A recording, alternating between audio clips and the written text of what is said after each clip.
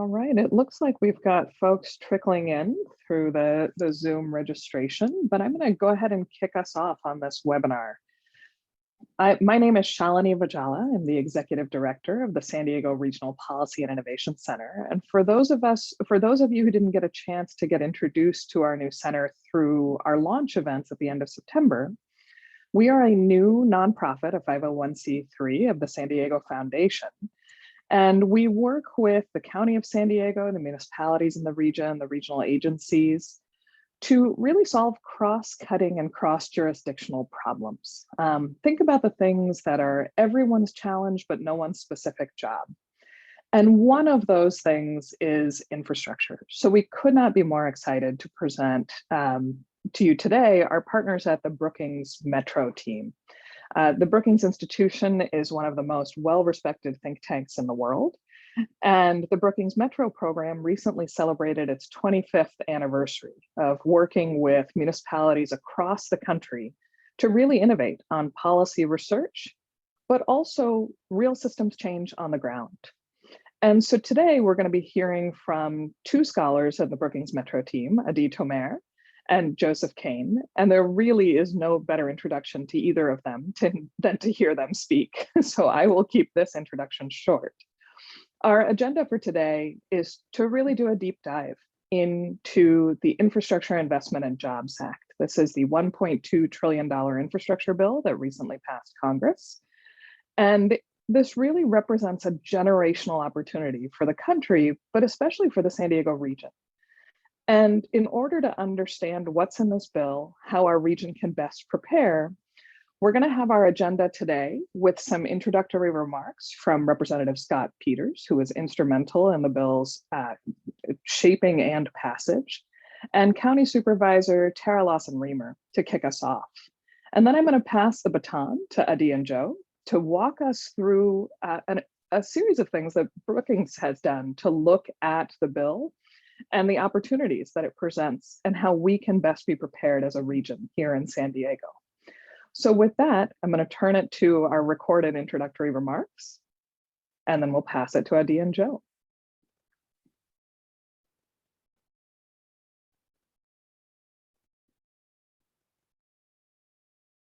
Hi, everyone. I'm Congressman Scott Peters. Thank you to the San Diego Regional Policy and Innovation Center and the Brookings Institution for giving me the opportunity to kick off today's webinar.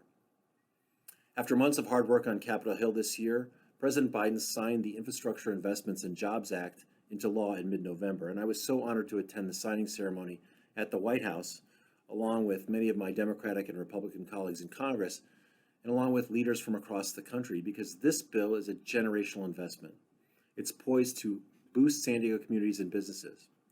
And it isn't always easy to explain how some bills that pass Congress will help our communities, but this law is going to make a real difference in the daily lives of San Diegans. So here's some of what's in store. We're investing hundreds of billions of dollars to improve our roads and bridges. We're making the biggest investment ever in public transportation and the biggest investment in passenger rail since the creation of Amtrak. Funding will also improve our national cybersecurity and modernize our electric grid to make it more resilient, secure, and efficient, including major investments in electric vehicle charging infrastructure. This infrastructure package also includes a bill I authored, the Power On Act, to help deploy more renewable energy across state lines. We'll be investing in the capacity and security of our airports and ports, all to keep us competitive against countries that have made major investments in their own infrastructure. And we will reduce the impact of wildfires and floods, strengthen drinking and wastewater infrastructure, and will restore damaged ecosystems and enhance coastal resilience, which is so important for so many residents in our region. Taking advantage of the many different funding opportunities in the infrastructure bill will require even greater cooperation and creativity.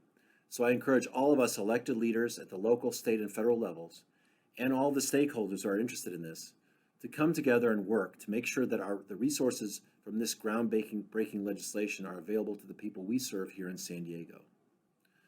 One of our region's greatest strengths is collaboration, and the Policy and Innovation Center is an example of how we are stronger and more competitive when we're together.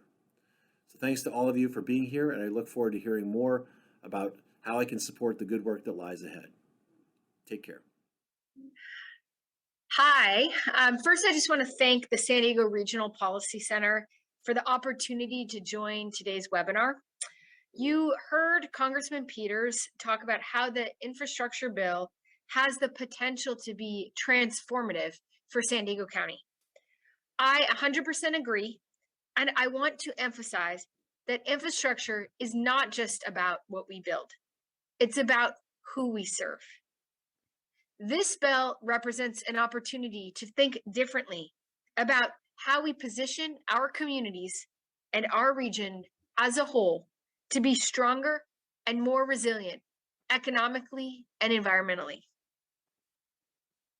There's so much in this infrastructure bill that resonates with what's important for our communities. Sustainability, equity, strengthening our workforce, good jobs for working families, and climate resilience. We need to think creatively about how to collaborate on specific projects and also act decisively to design and implement new types of evidence-based programs across the region. This type of discussion is so important. We need better data on the problems we are trying to solve and the ways of knowing that we are making progress. We need to get better at identifying areas of shared need and creating the space for multi-jurisdictional and cross-sector innovation. The county is committed to laying the groundwork for this type of long-term innovation with the creation of our new data office and working collaboratively with the team at the Policy and Innovation Center. We cannot waste this moment. So thank you so much to all of you for being here. And I look forward to hearing about and supporting the good work that I know is to come. Thank you. Thank you to Representative Peters and Supervisor Lawson-Remer. I'm so pleased now from the Policy and Innovation Center to be able to introduce you to our partners at the Brookings Metro program. When the Policy and Innovation Center launched, we were incredibly privileged to be able to announce a multi-year partnership with Brookings, which is really transformational for our region. And one of the things that, as executive director, I'm personally most excited about is to be able to bring the kinds of cross-sector thinking and expertise that Adi and Joe carry, but the whole Brookings Metro team has brought decades of experience to bear. So I'm going to do very brief intros so all of you get a flavor for the kinds of things that the Brookings team has been working on, and then pass it to Adi and Joe. So Adi Tomer is a senior fellow at the Brookings Metro program, and he's an expert in infrastructure policy, urban economics, and has a specific focus on transportation and digital divide and technology issues, all of which are incredibly relevant to the various types of opportunities you heard Representative Peters lay out. Joe Kane has a complementary set of expertise. He's a fellow at the Metro program and works on a wide variety of built environment issues. It touches everything in our region, from transportation and water infrastructure to big cross-cutting challenges like climate resilience. So I'm thrilled to have both of you here today. Thank you for making the time. And I'd love to pass it to you to walk us through what's in the infrastructure bill and how we as a region in San Diego can be best prepared to take advantage of the opportunities ahead.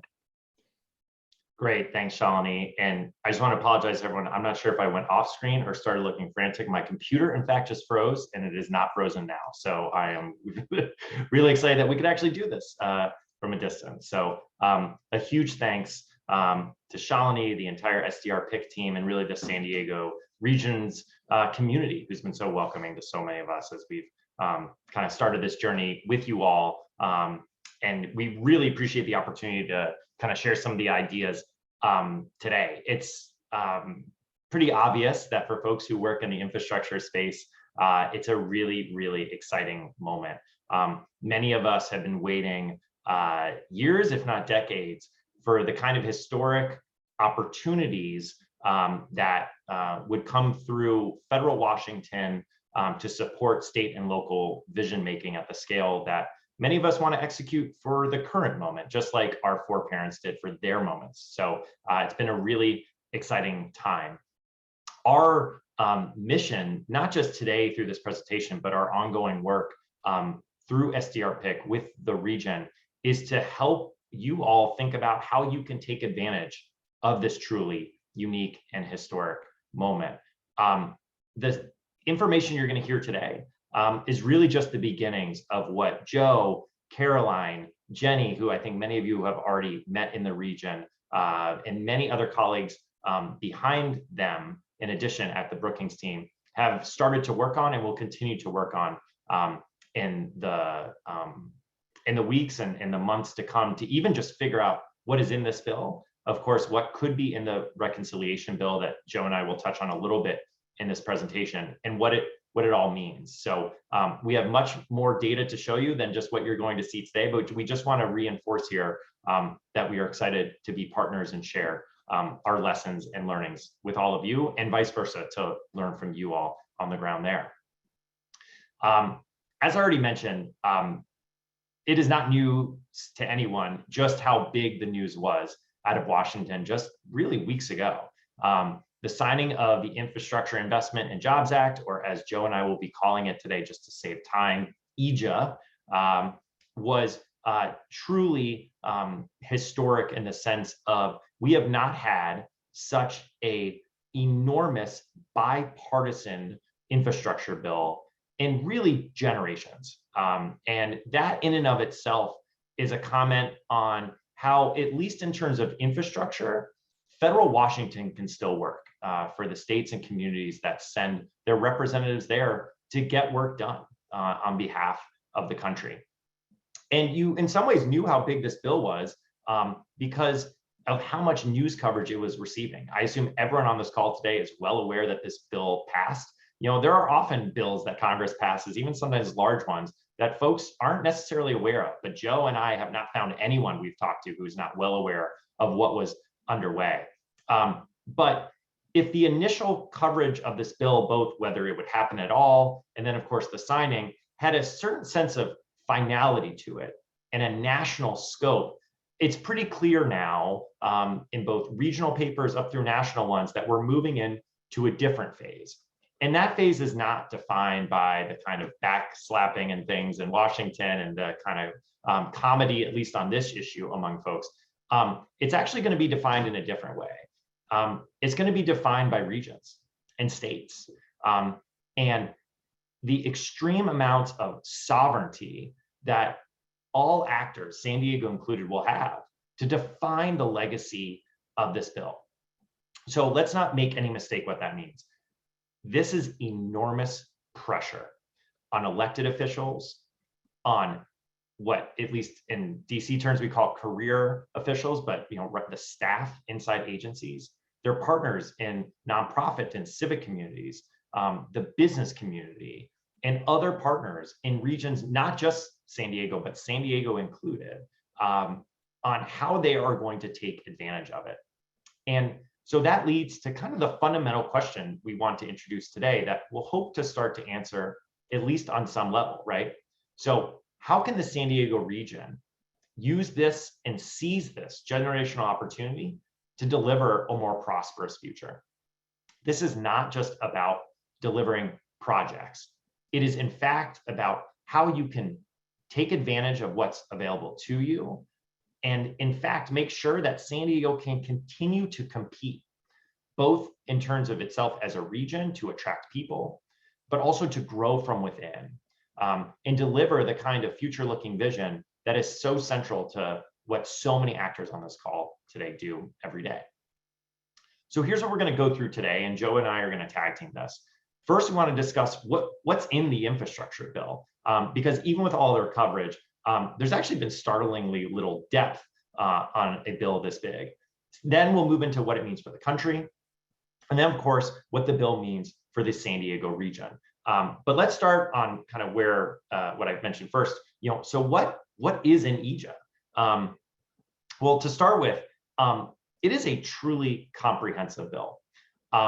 the total spending that's effectively guaranteed through this bill is about $900 billion over at least 5 years.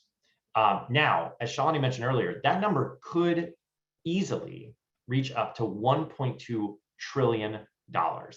And I'll get into the size of that in a second, but what I want you to kind of take a look at here is just the full breadth of the areas that it covers, right? It is more than just unusual to have a non-stimulus related bill cover this many infrastructure sectors at once. It's effectively unheard of. We really haven't done it since the New Deal packages, decades, nearly, frankly, a century ago. And there's a little bit of something for everyone in this bill, and sometimes it does so much more. Now, the bill is also a truly historic one. So when I say historic, what I mean by that is that it is not hyperbole out of Washington when they say that spending will approach New Deal levels. You can see that dotted blue line is effectively the New Deal spending on infrastructure, and IIJA alone nearly takes us to that level in a sustained way. Now, the reconciliation bill that many of you all are familiar with and includes significantly more investments focused on climate and environmental resilience would in fact take us to a level that exceeds the New Deal. It would only be exceeded in the long run by the spending we had during the interstate highway build out and significant grants for water utilities of various kinds. Now, that kind of historic element, it really helps explain why so many folks have covered the bill. But in the end of the day, like we mentioned, we want to get into the meat of this today with you all. So first of all, before I discuss, and you can take a look at what's happening in the transportation sector, but let me give you a little bit of background here. No one publicly has really dove into the bill at the level that at least the Brookings team is about to publish on. So you are seeing some advanced information on what we've been able to pull out of it. Our colleagues Caroline and Andrew, as well as Joe and myself, have been spending probably even more hours than we expected breaking down every element of this bill. And that's because it's really, really complicated. And there's a deep element of intersectionality here, which Joe is going to touch on quite a bit when he jumps in. I also want to stress what you're seeing today. We're going to move through pretty quick on at least 4 sectors, but there is much more data behind this, and we're going to make it available to everyone. And in particular, San Diego is going to have easy access through the SDR Pick team. So we really just want to reinforce what I opened with, that we are excited to continue to connect with you all on it. So now, with that out of the way, we're going to start with at least these 4 major sectors: transportation, broadband, energy, and water, to just give you some of the kind of high-level notes, maybe, but include some elements that maybe you haven't seen before. So on the left, you can see the range of programs that come under the transportation umbrella. Transportation is roughly, if not exceeding, about half the bill. So it is by some measure a transportation bill, but it does, of course, so much more. Within transportation, though, what you can kind of think about it, it's like a two-minded bill. On one side, it's overly traditional. That large bucket that you see on the top left is really traditional highway spending through formula that is going to go to places like the California Department of Transportation or Massachusetts or Oklahoma, right? And it's going to deliver potentially many of the projects that you all are used to, sometimes different ones, but it often will be governed by similar processes that you're used to. At the same time, there's a tremendous amount of new programs. In fact, many of them are part of the over 150 programs that are individually funded here under transportation. And that's where you see this changing focus for transportation. You know, some of the examples here are this new Protect program you see listed out. And in many ways, it's a perfect microcosm of what the bill does. It's a new kind of program that has formula funding for every state to help deliver more resilient transportation infrastructure. But it also includes what some folks haven't even picked up on in the press, a $1.4 billion competitive program that regions like San Diego can apply for. So for those of you who remember the Tiger program, which is now effective through many iterations, is now called the RAISE program, R-A-I-S-E. Protect will be like another one of those focused on resilience. And that's one of the key themes here from a transportation perspective. The US DOT's Secretary Office, so this is Secretary Buttigieg and his team have an enormous amount of effectively authority to govern where, as you can see, nearly $140 billion in funding will go over 5 years, assuming that Congress continues to authorize appropriations in future years. There's just no record in American history of a transportation secretary having this much power. And what that means is access to the secretary's office becomes really important, a theme we'll get back to beyond transportation in a second. Now, moving to broadband, in some ways, it's the flip of transportation. This is the small but mighty portion of the traditional sectors. And in some ways that makes sense. It's the newest of the quote unquote essential infrastructures. But make no mistake, the spending here is not only enormous, but historic in the sense that the federal government has never made a sustained commitment to broadband investment at this level in the country's history. So what you can see is huge numbers spent on deployment. But in some ways, it's this affordability program that has us most curious, but also eager to see the results. It builds on something that's happened during the various COVID-related stimulus programs to actually create a more durable program to help people actually afford broadband. As the Pew Research Center consistently finds, actually affordability is the #1 barrier to adoption in America. At the same time, there's a ton of different innovation here. And one of the biggest ones we're going to see is how do states choose between balancing rural and urban needs for their networks, as well as what kinds of digital inclusion programming. So think of this as skills development at the neighborhood scale. Frankly, as the bill qualifies, run by nonprofits, not actually necessarily government, to help give people the skills they need to know how to both adopt broadband or computing related equipment and other digital services. So this is a huge changing and frankly, just new part of the bill. So with that, I want to hand it over to Joe, who's going to kind of pick up the baton from here and discuss energy. Great, thanks, Adi.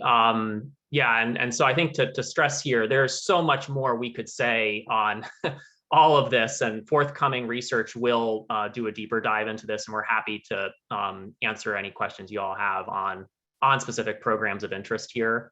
I think we're just providing a high-level sense of total spending, at least in these breakdowns. You saw some of the new spending up front, and this is total spending that you see for each of these different categories. For energy, what I point out here, similar in some ways to transportation and broadband, is the variety of programs at play. Renewable energy, of course, is hugely important, but what we also know, grid modernization, improvements even to individual buildings. When we think of weatherization assistance, plays a huge role in how we reduce pollution, but ultimately address some of these cross-cutting climate challenges too. So this is not just within the purview of the Department of Energy, for example, at the federal level, but when we think of electric vehicle charging stations, I mean, this is going to require coordination not only within and across regions, but within and across different elements of the federal bureaucracy with the Department of Transportation as well, as you can see here. Similarly, I think if we look at water, again, historic investments that vary from drinking water to wastewater to stormwater, individual projects in each of these categories that I think are focused on many of the repair and replacement needs we see across regions in the country. But we also can't overlook some of even the quote unquote smaller programs that normally would make headlines beyond a bill like this, including workforce development investments. So a new $25 million effort to improve workforce training and hiring here. There's obviously a lot more that could potentially come into the reconciliation package, but we are planting the seeds here through many of these improvements. One thing I would also like to point out that I think is highly relevant for San Diego is that Western water category, which would involve a lot of investments in desalination, water reuse technologies, you name it. So it's not just the same old, but actually steps, I think, towards greater experimentation and testing out new designs and technologies that can make a difference for different places. So what we see here is across all of these categories, really a down payment towards meeting, I think, many objectives that we would all agree are hugely important the country and for San Diego. Climate resilience. When we think of wildfires just being one example of that, but clearly these investments can make a difference in that direction.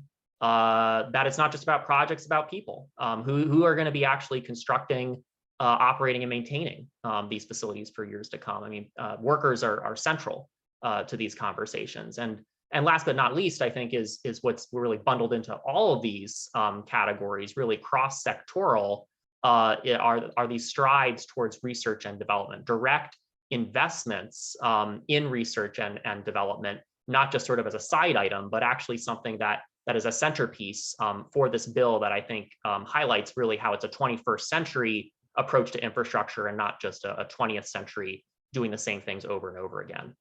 But we know, when it comes to sort of the pay-fors for this, we somewhat intentionally listed all of the various nooks and crannies here of different sources, and we're intentionally not going to get into these. I think the big takeaway is, if we can look at the next slide, is there is no single piggy bank for this spending, and I think the hope that is out there is, we are clearly borrowing for the future, but I think if different regions across the country are able to maximize this funding, I think it will pay for itself, right? I think that's the hope, that we're not just sort of thinking sort of in the short term and small bore, but thinking long term and thinking of how this is a true investment in the future.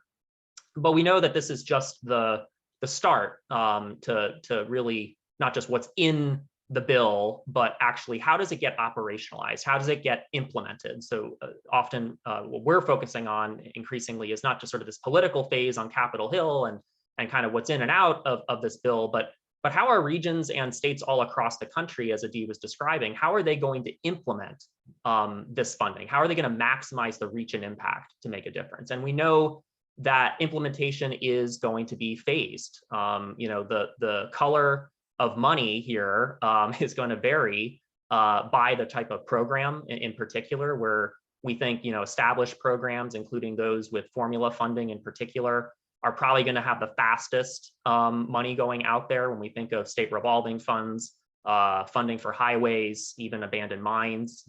And then we think of competitive funding, which is a huge hallmark of this as well.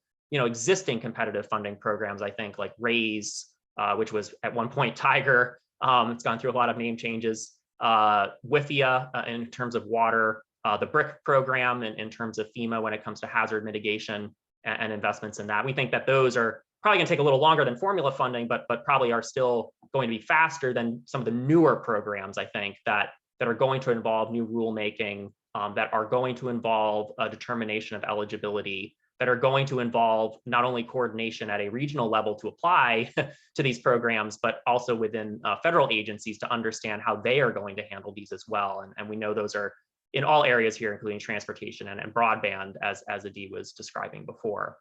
But I think, one thing we'd like to point out too here is, while different, I think this is more, IIJA, I think is more of a generational push towards future looking infrastructure. There's some precedent, I think, to be gleaned from ARRA, the American Recovery and Reinvestment Act, from the last recession a decade plus ago, where we saw a long tail for the funding that went towards infrastructure. And this is based on analysis from CBO at the time, where at least within USDOT, only about 9% of that funding had been spent in the first 6 months after ARRA had been enacted. And if we zoom even further into the future here, over the first 18 months, it was only 50%. So, gradually the funding got out there, but it wasn't like, turning on a light switch and it happened overnight, that there was a staggered nature to this funding. But, I think the caution that we would highlight here is, we realize that all of this is tied up in political dynamics in different places. We know that there's the appetite, or as I like to say, the sort of the sugar rush mentality to get projects done, to have the ribbon cuttings, realizing that there are elections coming up, and that's inevitable, that's unavoidable, I think. But I think the hope would be, how can we move beyond sort of this political cycle? how can we move beyond sort of this short-term mentality and just getting, projects done, and rethinking some of the approaches here. And I think that requires acknowledging that we can't just have business as usual approaches. We think of highway widenings, for example. We think of continuing to build and rebuild in areas that are flood prone, susceptible to various climate impacts. When we think of digital connectivity, especially when it comes to rural broadband, for example, there still are huge gaps across the country dealing with these issues. And so I think that's the challenge here, but also the opportunity of how our place is going to move beyond sort of the business as usual approach and consider a new perspective towards getting these projects done. And what I'll also emphasize, I think we focus so much on the shiny new object and the money and the dollar signs, but of course, the who, which I appreciated at the top in some of the opening remarks, who is going to be responsible for this? And this includes both new staff, when we think of those workers who are going to be wearing the hard hats, going to be constructing some of these projects, but crucially thinking of existing staff and not those who are wearing hard hats, but those who are based in management, who are based in financial analysis, who are based in human resources and customer service. I mean, how are they going to be ready? Because right now, I'll say, this is based on some past Brookings work, 10.4% of these workers are projected to permanently leave their positions each year. That's primarily due to retirements, but other reasons as well. And that adds up to about 1.5 million workers nationally each year in infrastructure that are going to have to be replaced. And that's across many different occupations, many different agencies and entities here. And so it's not just about growing jobs, but ensuring that we have the skilled talent and the talent pipelines in place to maximize the reach of these careers for more people.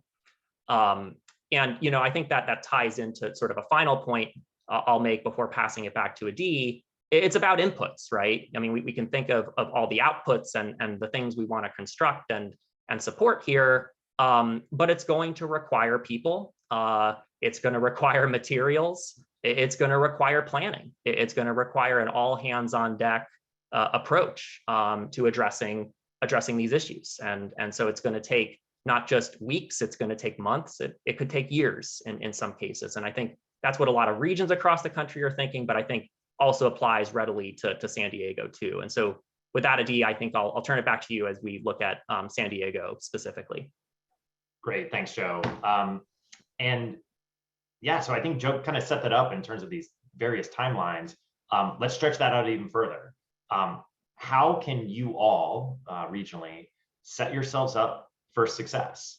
The themes we're going to talk about here in this kind of section, we just want to stress these aren't new. What's new is the urgency. And it's not urgent just because we want to manufacture urgency, right? That's what Joe and I are kind of trying to stress here of like, yeah, we work in Washington, but that's actually not really our focus. But because Washington has now put this money on the table and because they don't really own any of this, right? So they have to send it all out to these states and localities. The urgency is real because spending will happen. The question is, what are you going to do with it? And again, how are you going to outcompete your peers in terms of what you're proposing so you make sure as many dollars as possible come to you so you can activate as much of your vision as quickly as possible? It's a huge, huge opportunity with real historic pressures here. So the core point in many ways to us is you've got to address your fundamentals now. And again, when we say now, I mean like right now, you cannot wait. And to us, it's all about this idea of preparation. We can do that right now. As Joe showed, many of these grants, they're not even going to be an actual open competition solicitations for months, if not potentially over a year, right? So much of the planning has to take place, or preparation has to take place locally. So that starts for us with your strategies. In terms of tables, we know that we have to involve an entire community, everyone who represents it from the beginning. We have learned the lessons of the consequences of what happens when we exclude people from the starts of these kind of generational investment opportunities, and the results are not good. And there is to try to spin it positively, we can use that to our advantage now to make sure as we set tables to plot strategies, we make sure that those tables look like the regions we want to serve, right? Second, coordination, especially regionalism. It is now more important than ever due to the scope of the spending that's available here. We are still confronting governance systems that effectively push jurisdictions or agencies to go it alone. We have got to do better with the level of investment that's possible here and the kind of regional visioning that so many of these dollars will directly support.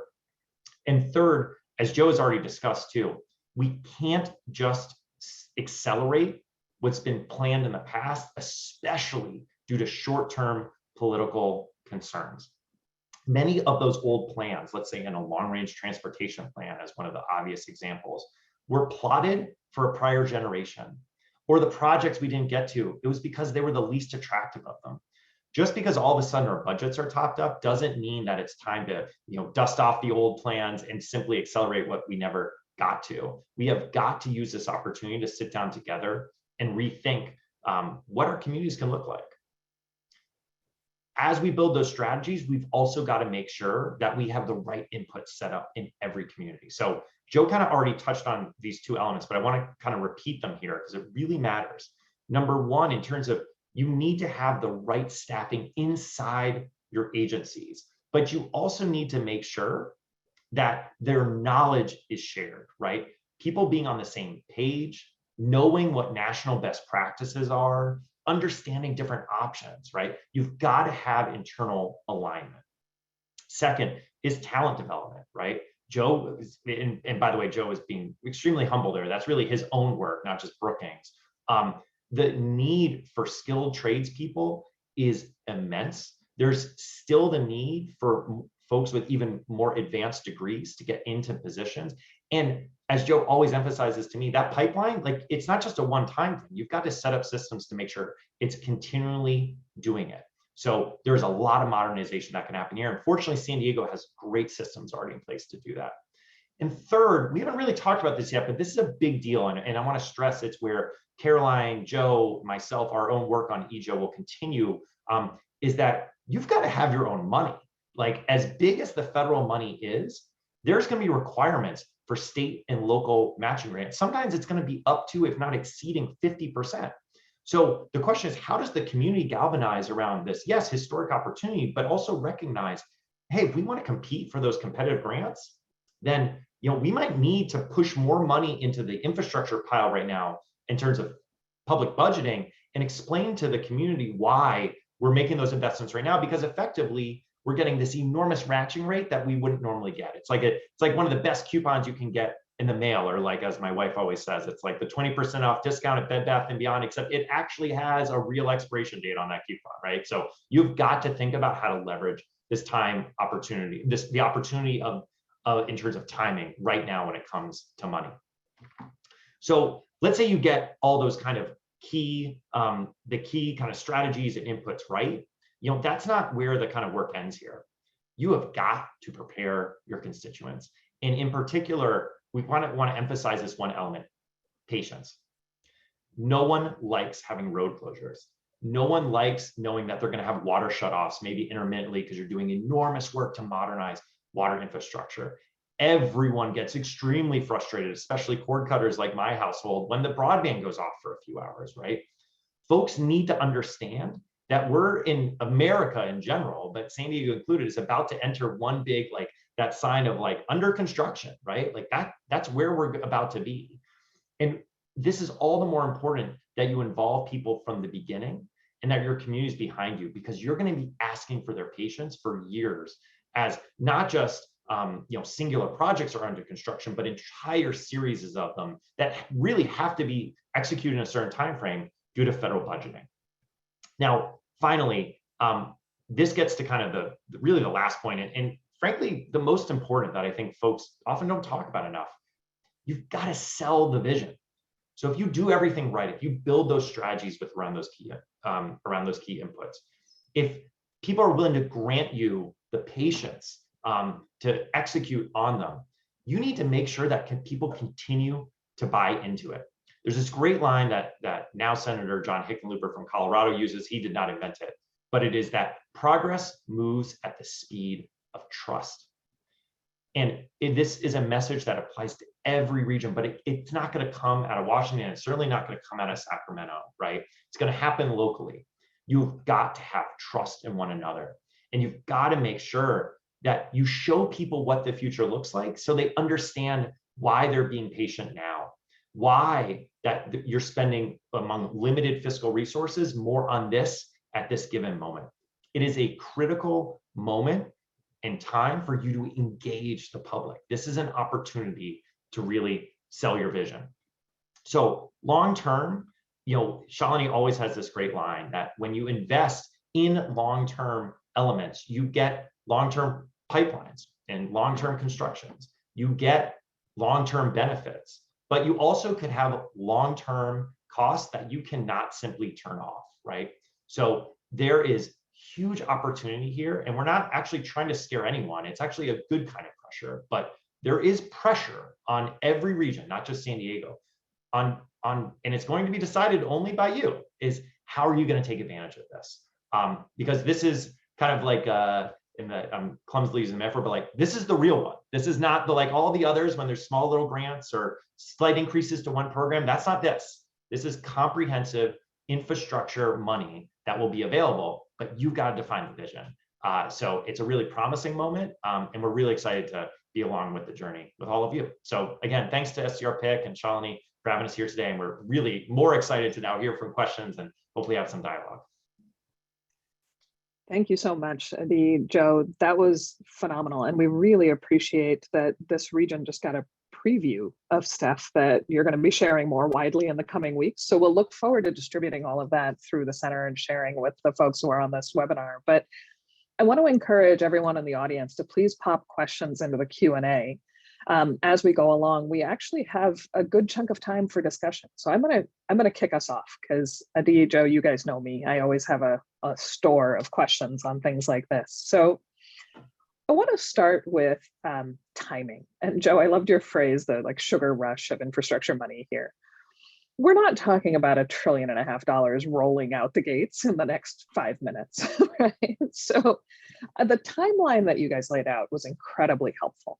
That we'll see new money through existing channels in the next 3 to 6 months, that then we're going to see kind of expansions of new-ish programs in the 6 months to a year timeframe, and then some kind of exciting cross-cutting bigger new things that may not have had a template that come before them.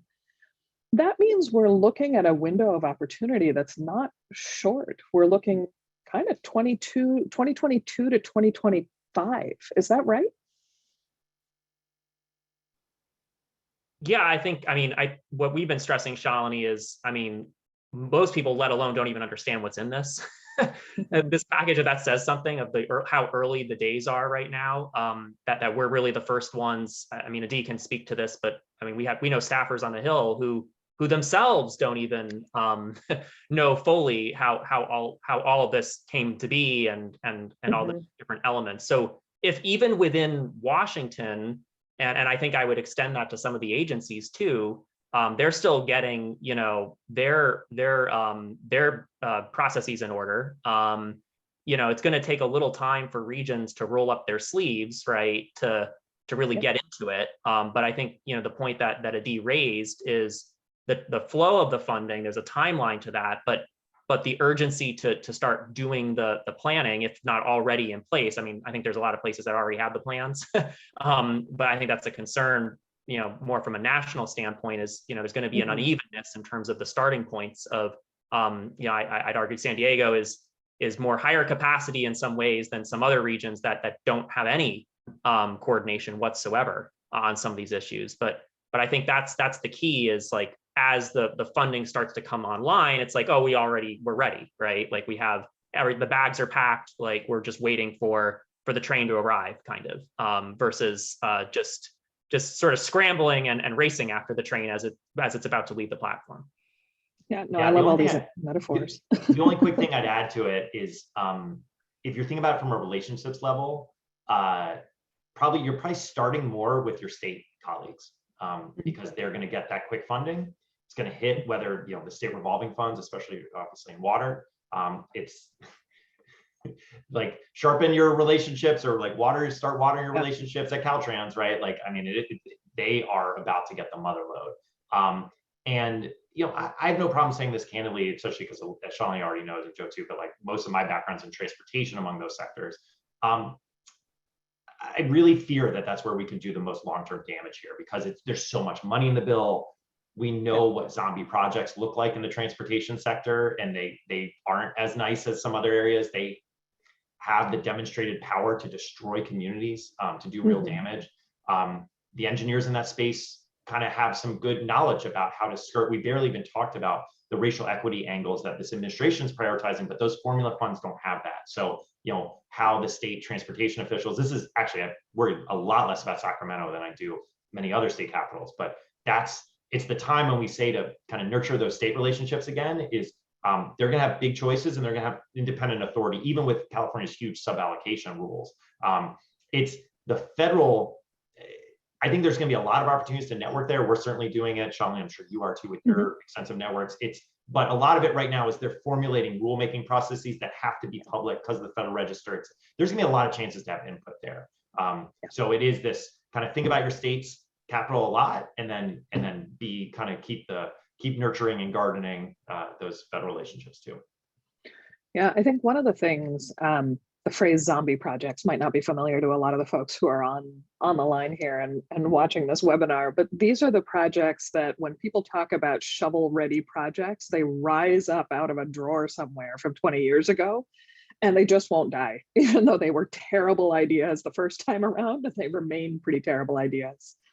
One of the things I think that drives that tendency, right, is that when you feel crunched around needing to develop projects to be able to chase money, you end up looking for the things that are kind of half-baked or more, right? Because it shortens that time frame for developing projects. I want to talk to you guys a little bit about how regions like San Diego can go from good ideas to fundable projects. And I think this timeline is longer when you really take into account cross-cutting things like improving equity and enhancing resilience. So how do you see that process, the vision and idea translating to a project, playing out and matching the speed of these funds? Yeah, first of all, it's a billion-dollar question in every region now. And that's again by the kind of where Joe and I both alluded to this, back to repeating it's the big one. This is the real deal. Everything else has been kind of a warm up to this. But I have at least two thoughts. I'm sure Joe has more to add. It's number one is like, you don't know exactly what it looks like up front, and that's okay. That's what planning and iterative kind of work is actually all about. So hence why you kind of saw what Joe and I really ended with. It wasn't do this exact thing, right? Like, here's how to solve your urban heat island problem, right? Which every major market, especially with a big central city like San Diego has. You guarantee you have them. But that's not our wheelhouse. And also many times, as you know, Shalini, with your background, like once you get down to the exact good problem definition and it's down to engineering, then it actually gets like more direct, and like you can kind of see like a math problem, you can see your way out, right? We're at the earlier stage. So it's really knowing you don't necessarily have to have exact answers. And therefore there's kind of this two-part second answer, which is make sure you have your values and your kind of like, when I say I like your value statement, like as if you're a company or an organization, like have your value statement ready, and then know what are the measurable outcomes you want to kind of translate them into. Because sometimes we say, hey, we care about racial equity, or especially these days, right? We care about reducing the impacts from climate change, but those are so big that you've got to distill them down. And that becomes this really important set of the kind of strategies and the inputs to building those processes. Because you can't pre-predict exactly what it all is going to be, but it's kind of like, hey, let's have a good process here. And be confident that at least in 5-ish years, where this program will kind of, again, give you the coupons in the mail to juice up your programming, you can make some real progress against it. But it's not going to, you and Joe have done great writing on this. Like these are generational. So like it's going to take a while. It's not going to be just one bill that's going to solve all of it. But let me stop there. I'll just quickly add to Shalini, on the timing bit going into this. I mean, the reality is still we're coming out of a pandemic, or still in a pandemic, how you look at it, a recession. There's still struggles nationally, even with American Recovery or Rescue Plan funding, ARPA funding to implement that. You add this on top of it, so it's not like we're just sort of sitting and twiddling our thumbs. I mean, we've there's a lot of other things happening at the same time, and I think recognizing that is important. I think this point that Adi makes on measurable kind of outputs or objectives, I think is really important. I think of that for water infrastructure, especially where it's in many ways a black box still. And I think of, and certainly the Southwest and the West of, when it comes to drought issues and water use and reuse. I mean, we still don't even have really good metrics on this, although I will say in the federal agencies, they are beginning to prioritize some of these new approaches, new ways to measure affordability in particular. And so as federal agencies are doing that, regions and states need to meet right halfway on some of this too. There's going to be, I think, an expectation, certainly on some of the competitive funding in particular, given new executive orders and new ways in which agencies are starting to evaluate potential applicants. Places are going to have their ducks in a row, right, to start to measure some of this. And I don't think it's just up to local government by themselves in isolation to do this. It's, as we said, it's going to require that table of what are other researchers in the region beginning to do on this? What are other community actors thinking about when it comes to affordability issues, for example? And so those are the sorts of conversations that need to happen. I think so much of what you both said is why I'm so excited to be helping to build the Policy and Innovation Center, right, with our team, because we really are talking about needing to zoom out and think about these problems at a different scale and also over different lengths of time than we have before. And I think the 2008 recession and the 10 years that followed have driven a lot of folks, and rightfully, into kind of a scarcity mindset of how do you kind of scrape up the funds you need to get little projects done. And now we have this fire hose of opportunities, and we need to make the shift from, I've always hated the phrase shovel-ready projects, but I really like the replacement that's starting to pop up, which is shovel-worthy projects. And so there's a great question that just popped up in the Q&A from Greg Murphy, who has a fantastic experience in the region on blue economy issues and the public and the private sector. And Greg's question is really about how do we take unique regional strengths, like our positioning on issues like blue economy, where it doesn't naturally line up with a single type of infrastructure, right? This money is in sectoral channels, and think creatively about leveraging those blue and ocean focused strengths for some of these more conventional types of infrastructure dollars. And I've got ideas, but I want you guys to chime in first here. I mean, I'm happy to go first if you want, Joe. I was looking to see if you want to jump in. The first of all, like part of my answer is like, hey, really good luck, San Diego region, on the Build Back Better application. I don't know. Yeah, okay, it's still undecided, right? So, right, that'll help answer part of it, is like being able to do more of it, more of the work behind the scenes, and of course, and overtly too. Joe and I always harp on this, and hopefully what it separates, a lot of folks probably even on the call work in the infrastructure space already. We professedly, we're not engineers. We don't pretend to be. Too often in infrastructure, we focus on the means as if they are the ends unto themselves. And that's just not what infrastructure is about. Infrastructure people are into the means, like we're the weirdos like that enjoy the ride to somewhere, maybe even more than the thing we're going to do when we get to the place we're going. But in the end of the day, it's still about the place you're going. And so, Joe and I've done, for example, a lot of work around freight infrastructure, right? And that one is the nice part about working on it is it becomes so clear that what you're trying to do is build stronger industrial sectors, if not clusters, in your regional economy. And that's why you want a working freight sector. In fact, it's not, it's great if you can have the warehousing jobs, but that's not really what it's about. It's making sure that you are key cogs in those global supply and global value chains. Something like blue economy effectively kind of sparks the same side, right? It's how do you make sure that your infrastructure systems support all the key inputs that go into building such a resilient and innovative sector. And I see that at least in a few ways. And I say this only like humbly, not understanding everything that goes into blue economy, but in some ways there's conventional stuff happening here. How do you make sure everyone can get to work, right? I mean, these are, and can do it ideally in affordable means.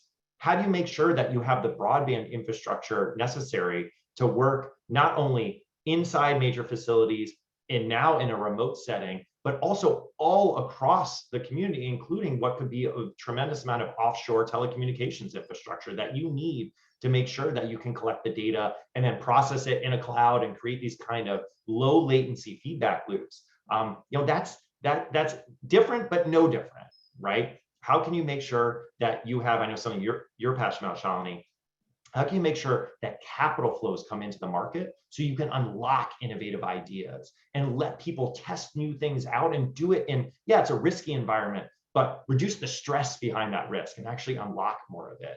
And again, infrastructure actually relates to that, right? Because you want to make sure that you have an airport that actually people want to go through, right? They feel like they have their connectivity, right? They feel like they have all those key inputs that can work, that can make San Diego not just an attractive place in terms of the entrepreneurs, but actually how their companies could function. So it's all of these things tie together. And to close here, this is one of the reasons I want folks to be so excited about this bill is the real national winners will be the regions who figure out how to apply separately for grants across your insert department of blank, but actually back home in San Diego, all these ideas connect, right? And they're all in a common pursuit. That's the competitive landscape here. And I kind of apologize because Joe and I didn't say that so overtly, but that's, at least for me personally, that's like, I think that's going to be who the real long-term winner is we're going to look back almost in textbooks and be like, wow, San Diego figured out how to do all these things and splice it all together so they could build out elements like a blue economy, right? Or other big, long-term, cool, big bets that the region wants to make. Yeah, I'd also just quickly add, focusing on, I mean, San Diego isn't the only place looking at blue economy. I mean, I've talked to people in Wisconsin and the Great Lakes in particular who are thinking about these ideas right now. And so I would argue part of this is, I was mentioning this to Adi a little bit earlier, but you need to look inward, right, within the region, but you do need to look outward a little bit to see not just who your competition is per se, but to have an understanding of what are some of the best practices here and what are the distinctions that are going to really make San Diego stand out. Because, quite frankly, when it comes to water technology and the jobs in this space and the production potential, I mean, so much of it is localized or regionalized. And a word we haven't said yet, but I got to make sure we have it so we meet our bingo requirement is fragmentation, right? Like so many places are fragmented around these issues. And so all the more reason if there's a region-wide, not necessarily consensus, but coordination on, hey, this is what a blue economy means, this is what it could do. That's going to lead to a lot more compelling case, I think, compared to what we're seeing in other places across the country where, it's an idea that I think resonates, but it often depends on, the region you're talking about, and it may only resonate in one corner of that region or one actor. So I think San Diego has an opportunity if it can really have a region-wide approach on an issue like blue economy and looking both inward but outward of how it kind of compares across the country. Yeah, I think we're at such an interesting moment for regional simultaneous collaboration and competition that's going to come up for the next 5 years. One of the things I'm really excited about around the blue economy from the role the center has been playing as almost a type of glue, right? For all these little good ideas that have been carefully crafted over the last 10 years, right? As part of this big vision around something like blue economy, where we've been able to kind of stitch those things together into a string of pearls of infrastructure rather than lots of little pieces and parts. I think, Adi, you said it, right? That success, being able to take a vision and repurpose it to all these different funding applications is going to be where we have a few years to really line this up and do this well. And Greg, to your to your question, right? One of the things that I want to be able to do is take a bunch of those blue economy infrastructure ideas and turn them into transportation proposals, because our roads are part of our water system. And we do not talk about them that way when you have runoff, when you have erosion. And so I think very much about not just how do you make a road resilient, how do you build a road to improve community resilience? And that's where you can talk more broadly about equity and a number of other things. So I think this is a real moment for like English to English translation across infrastructure sectors, where the San Diego region has a huge opportunity because we are as big as a state, but we're also not nearly as bureaucratic as a lot of other regions. There are folks who have had their sleeves rolled up for years, and organizations like SANDAG that just delivered a $2 billion trolley system extension on time and on budget, which is not stuff that you hear about, right? You hear about all the failures, not the successes.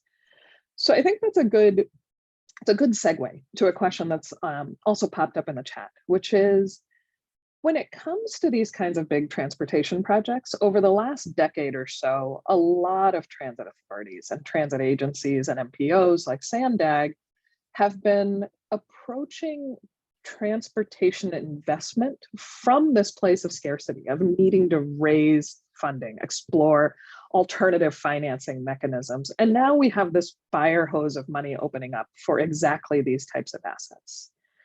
How do you guys see this interface between all the work that's been done to do things like tolling or mileage charges or congestion pricing with all this new money that's coming in? Are those complementary? Are they just going to undercut one another?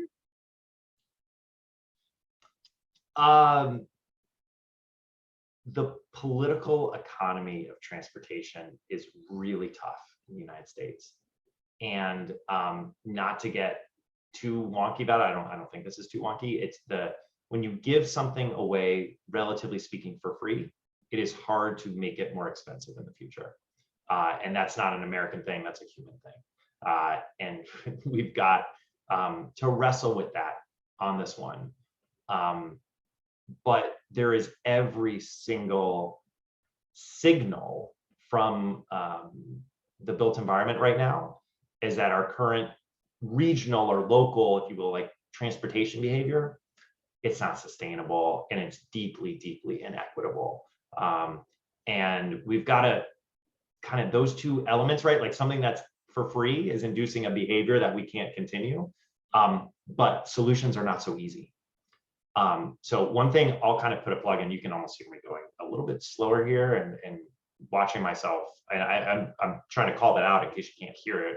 For folks who are here, we are really excited over hopefully, right, like the years we're going to be able to collaborate in the region to think this stuff through with the kind of crew that's probably on this call right now. It is, as folks know, maybe even the person asked, like this has not been solved in an American context yet. And we know though that European peers and some in Asia have at least cracked the code. And once they do, what's amazing is you basically solve the political economy and then it allows ideas to progress.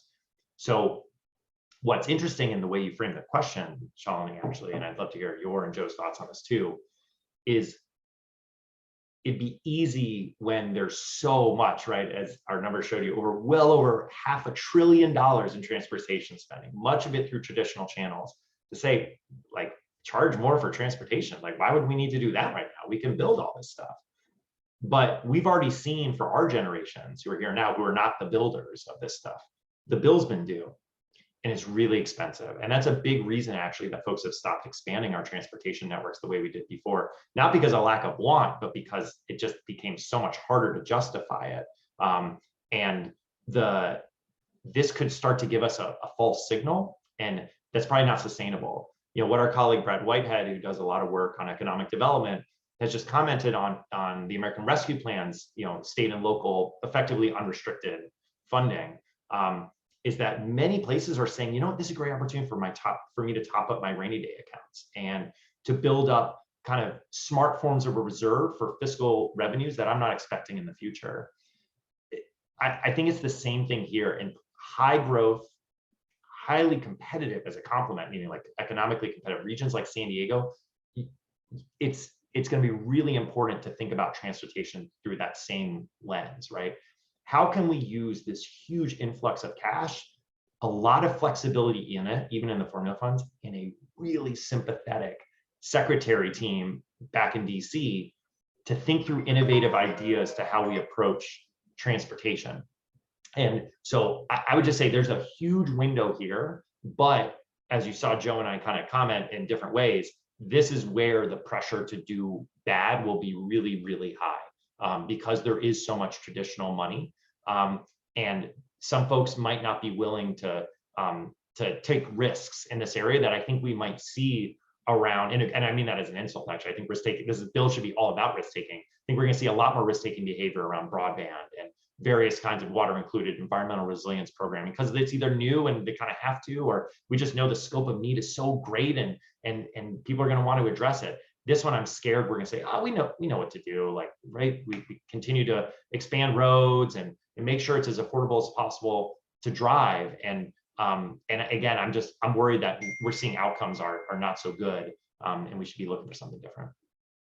Yeah, I just say that Adi and I mentioned this earlier. You know, some of these issues are timeless. It's not like just because of the passage of IIJA, like all of a sudden, like places are like, oh, all right, we need to start considering all these other approaches. I mean, as it relates to, like, you know, public-private partnerships, all these different approaches, I mean, have been, like, I feel like I've gone through an ebb and flow depending on what year you are in and what administration you're in, and here we are again, even with all this funding. I think what places are looking for is they're laying out all the ingredients or tools on the table. They're thinking, hey, like, how can I, you know, besides just doing, you know, sort of just taking the funding now and just doing this project, how can I squeeze it out just a little more so that I have that certainty and that predictability? Because that's what places want, right, is certainty and predictability. And they haven't had that, I would argue, certainly from a federal level, for a very long time. We've kind of limped from, you know, one reauthorization, at least in transportation, to the next. There have been still unending questions on, you know, the highway trust fund and the gas tax. I mean, like, still, like, there's really, I would argue, like, there's no answer to that just yet. And I think, you know, while this funding is historic, it's not infinite. And so, you know, when we look back in like 10 years, you know, and we see that, as I said to Adi, like, we see that spike, right? Like, we see the New Deal spike, and like, we're like 10 years in the future from now, we see this spike. Like, are we going to look back and think, you know, we use that as a key inflection point to test new ways of doing things? Or did we just kind of just rush to get things out the door and sort of meet the backlog of projects? So I think it's inevitable that all types of places, not just San Diego, are going to be facing these questions. And hopefully there's a certain level of intentionality and all the things that we've been talking about of, hey, like, there is no simple, like, no silver bullet, right, that's going to solve all of this. But probably places shouldn't just, like, depend on the spigot, right, continuing to churn out federal money, because that, you know, who knows when the next one would come, or what this means for the next few decades to come. Yeah, I think there's a lot of cautionary tales wrapped up in what you both have said. And we need to be looking at those and looking not just at the best practices, but also like what we absolutely do not want to repeat or do or get locked into, and issues we don't want to miss in the region. I think, you know, it's so easy to talk about infrastructure and then not talk about operations and maintenance. And so you make these, you know, 5-year investments, 10-year builds, and then you live with the thing for 50 years or double that in the case of some of our water system investments, right? So there's a great question here in the Q&A from Todd Snyder, who asked, you know, what do you see as the key venues for cross-cutting collaboration across infrastructure sectors in the region outside of the work of the center? And so I want to put the work of the center in context, right? Because we are very new. But we bring a fluency in thinking about these issues from the federal perspective to the local level, but also actually moving money and shovels to get real things built. I think where the center can add the greatest value to the region is where we live in a middle space, where we are zoomed out beyond any single infrastructure sector. So really, to Greg's earlier question about, you know, issues of the blue economy, what does that look like in practice? How do you really move the money and the shovels to key priorities? So those cross-sector issues, but also the multi-jurisdictional ones, right? So problems that are bigger than any single city could solve on its own. And so I see that strategic middle space where we are collaborating with all of you at Brookings as the space where the center can add the most value. That is far from covering all of the opportunities in the region to really innovate and think cross-sector. So I want to highlight a few areas in this bill that I think are super exciting. I think the giant $500 billion for transportation, it would be a crying shame if we looked at that money and only thought about roads and bridges. Transportation assets are multi-purpose. They should be thought of as coastal protections. They should be thought of as stormwater management system integration, right? They should be thought of as channels and rights of way for extending broadband access and services, for reducing fire risk, right? So thinking about these assets, not just in terms of the cars that are on them or the vehicles that move on them, but actually thinking about our networked infrastructure for what else we can string along it and what value it can create is going to be huge for our region. And we have, you know, everyone can think of the counterfactual, right? The rail tracks in Delmar that are really in danger from serious coastal erosion. And so I think coming at this more proactively of what are things that we can string together. Streets and water are natural, and many city departments, the county already have good communications across that. I think broadband is a little bit less well embedded in our institutions, but that also means there's a huge opportunity, right, for different departments to think about, all right, where do you lack data? Where would monitoring be helpful? How could that monitoring help support broadband expansion and vice versa, where you could fill information gaps? And to me, so many of the information gaps in a lot of regions, not just San Diego, are around the communities of greatest need. So I think about, for example, our old building stock, right?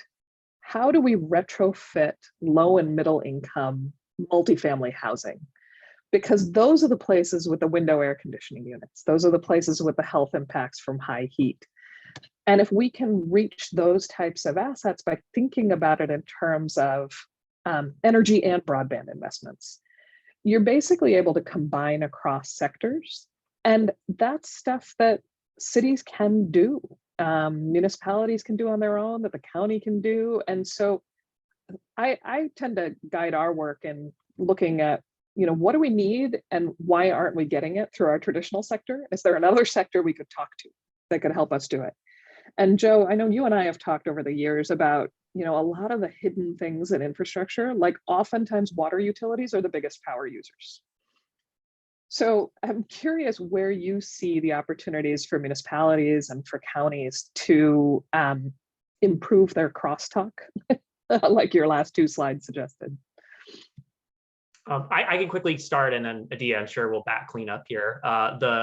I see two really clear areas sort of that are cross-cutting. One being climate, that I think connects all of these systems where traditionally in many places there has been an under emphasis, an under measurement, an under prioritization, and an area where I think San Diego can really be a national leader in thinking and in a forward-looking way in terms of planning and in terms of investment on these issues. So I see climate as being one of those cross-cutting sort of strings or glues that is so sorely needed, and I think where San Diego could stand out. The second is on workforce. I do think, you know, traditionally we were very siloed where, you know, water utilities are doing their own thing, you know, transportation agencies are doing their own thing. We need skilled trade workers. Like, it isn't rocket science. There are a lot of similar, you know, obviously specialized certifications and licenses may be required for certain positions, but you know, in terms of those 100, 200 level, you know, issue areas in terms of knowledge requirements and training to get people, younger individuals, and those who are maybe unemployed or underemployed in this space to begin with. I mean, they pretty similar parallels is what we found. In terms of those skills. And so to the extent that I think San Diego can lead a sector-wide strategy around workforce development, I think would really highlight not just sort of the physical stuff angle to this, but the people, and to the extent that these projects are happening in the backyard, right, of our communities and neighborhoods, and how are the people, not just as users, but actually involved in creating and maintaining all of this, I think is a huge opportunity that shouldn't be overlooked. Yeah, both of you kind of took what Joe and I, along with our colleague Caroline, have already kind of said publicly, which is like these key themes that we think tie all this together for the 21st century on infrastructure, meaning shared outcomes on an approach, and that's digitalization, not in any order, climate or resilience and workforce development. So I don't want to repeat those. I'll just add to it that I alluded to this earlier, or outright said it, but infrastructure is the means to another end. And there's really nothing you develop, economically speaking, that doesn't hit all of these traditionally defined infrastructure sectors. There just isn't. You've got some stuff, like wildfire management, which is incredibly important, can kind of stand alone on its own, so it's not there. But when we're talking inside metropolitan areas, from the smallest of neighborhoods to the biggest, where I think this really, to the amazing question, I see this powered more in what will be really innovative is how can we structure, when we say bottom up, really at the neighborhood scale, comprehensive strategies. Because I think it gives you if you think back to the strategies and input slides we had, right? The table, now it's really clear. You know who lives there, right? You know what industries might either are there or in industrial groups that are attracted there, right? You can actually rebuild your plans, right? Now, regional coordination, less of an issue because you just want to think about how it connects. Key inputs, you know what comes there, but I think too often we're actually doing infrastructure planning in some ways, not necessarily at that scale. So how do we make sure that we design neighborhood level, and really what I think a lot is some of the most innovative economic development work happening right now, which is at the place scale, investing in places that already exist. We have, if you can kind of see the counter to what I'm saying, I grew up, for those background who haven't said it before, I grew up in Florida, which has a lot of similarities in terms of almost like just developmental age and of course some temperature stuff, especially to Southern California.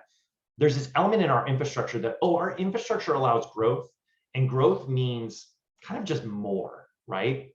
And some of that's out and some of it's just like bigger necessarily. And I think that misses something that our Asian and European counterparts have more built into their infrastructure culture, which is let's take advantage and leverage what we've already built, right? And that's what I'm saying when I go after that. San Diego is as all big metros are, such a rich tapestry of neighborhoods and different cultures and different economic drivers. Those can be tapped and leveraged, right? And something like the trolley extension helps do that, right? It actually, even if it's long, it actually brings things closer together, right? So I think so much of what frankly, our sustainability and inclusion focus as a country is going to be rooted in is actually at the neighborhood scale, and thinking about ourselves as a series of interconnected neighborhoods that really are working together, rather than how do we build the next new neighborhood, which I think has been so much part of our, frankly, almost like metropolitan version of Manifest Destiny. Yeah, I think this is a nice segue to a final question, which I'm going to weave in something from the chat and the Q&A to the question that I was going to ask you guys, which is I want to wrap up on the theme of equity. It's really easy when we're talking about infrastructure to focus on the asset and not who the asset is intended to serve. And one of the things I find really encouraging in this bill is that there's actually money that is focused on improving the service, not just the thing you'd build. So Joe, you pointed this out in the broadband slides, right? There are programs designed to improve affordability and quality. That's not the same as just string the wire and walk away. I think that's going to be a crucial part of how we think about equity. But I think it's going to take some real regional discipline in writing federal grant applications and using formula funds to not forget about the people that the asset is intended to serve. Because there's a critical phase in all infrastructure where I think we lose keeping our eye on the ball, right? Which is you get to the point where you're starting to cost cut. And you focus on the things that will help an infrastructure asset pay for itself. who can pay the tolls on the road, who can afford the broadband services. And that's where we lose the conversation on equity rather than focusing on who's served. And so I think there are opportunities in this bill. I'm not sure how it's going to play out at the programmatic level, whether these will be separate programs, right, on the assets and the affordability. But my hope is that with some solid preparation in the San Diego region, we can keep this conversation meshed together, that it's about who we serve at the community level, not just about the thing that you build. And that to me is a way to keep all the conversations about equity, about maintenance, about building for the long-term vision that we want for the region. And I want to pass this to you both for your final thoughts really on this, because I think this is a theme that connects everything, right? A workforce, what you build, how you build it, how you maintain it, and then who is actually served well by it. So last words, please. Joe, I'll start with you.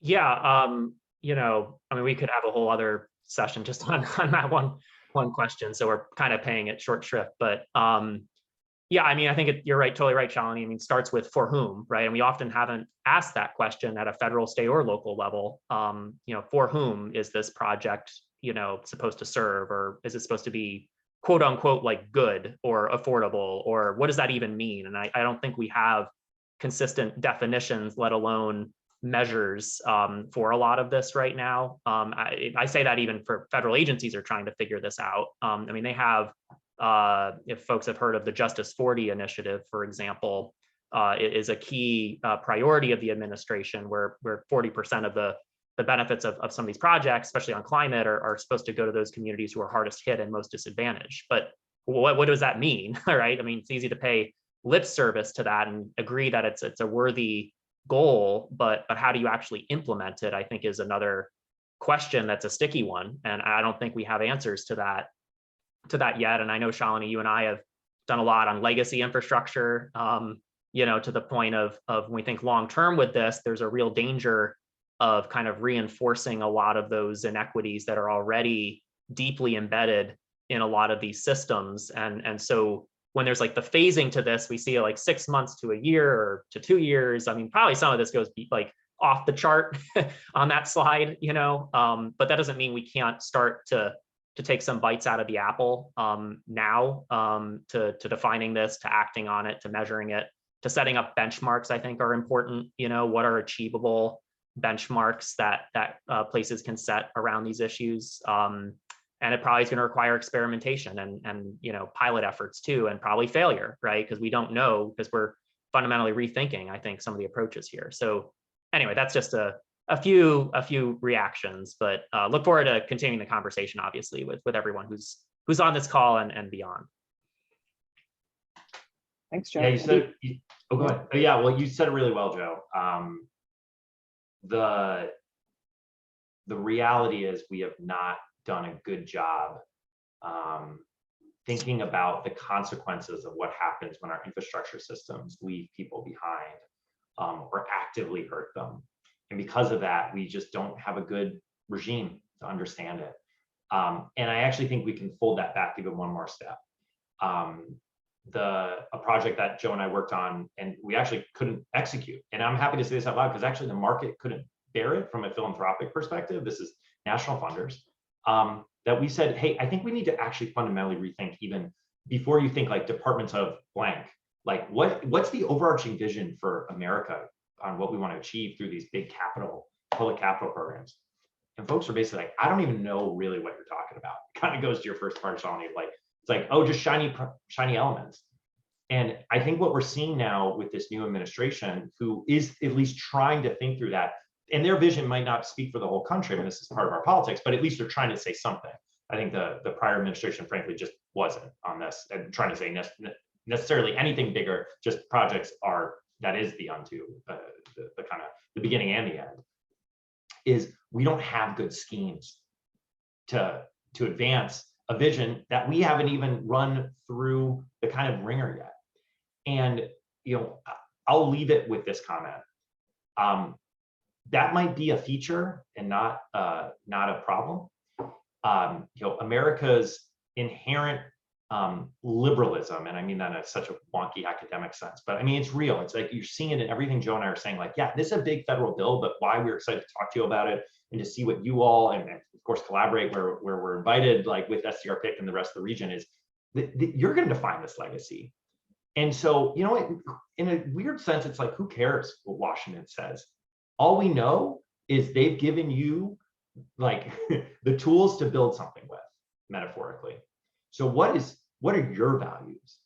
You know, how do you put those on paper, make them unquestionable? This is why we could have done the slide a million different ways, and no matter what we did, we would have failed, or I would have failed. Put on me like, what's your vision? How do you sell the public on this? This is the time to think big.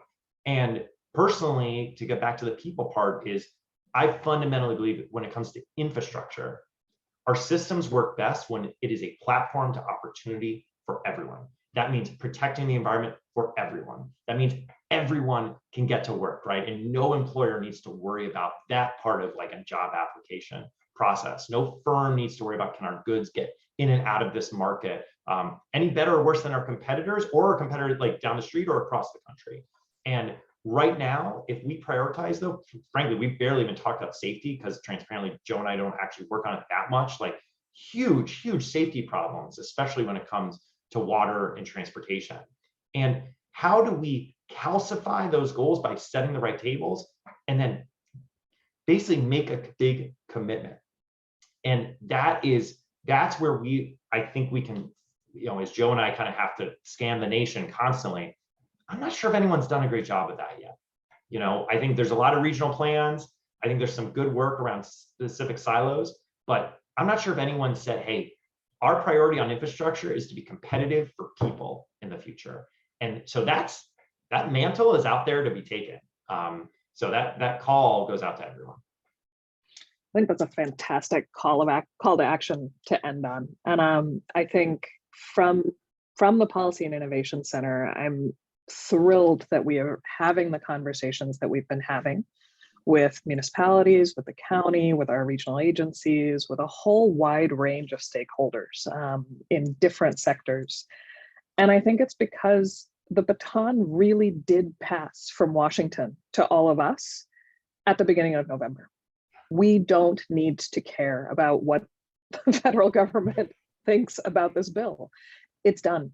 We can run with this baton. And now we have this relay race, and we have to figure out how to bring everyone along with us to really improve the region. And so one of the things that I think I want to wrap up with for everybody who joined us for today's discussion is that this is not a one-off conversation. The Policy and Innovation Center has a deep and multi-year partnership with the Brookings Metro team.